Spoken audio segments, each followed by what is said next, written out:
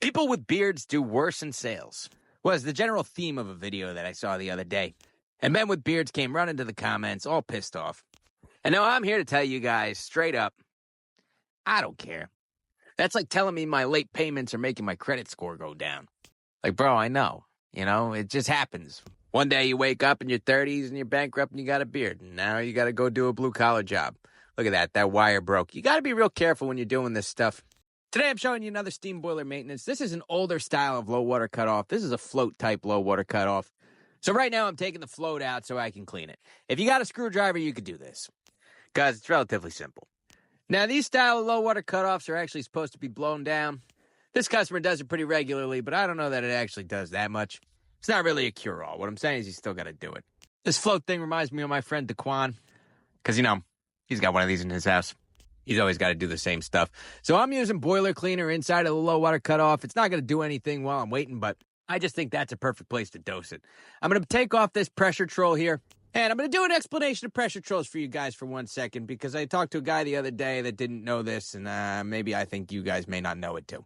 And we're going to use some round numbers. If the front of this pressure troll is set at 0.5 PSI, and the wheel on the inside that says differential is set at 1, that means that the boiler is going to run between 1 and 1.5 PSI. Cuts in at 0.5 PSI, shuts off at 1.5.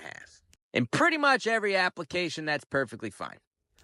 I'll show you, though, this is an example of another style of pressure troll made by the same company that's going to be the exact opposite. And it says it right on the front. It has 2 readings, and in this case, the main is actually the high, and the differential is subtractive. So if the main was set at 2 and the differential was set at 1.5, that means that it's going to run between 0.5 and 2 PSI, right? Remember that, differential, subtractive, here on the clear screen. The other one, the differential is in addition to.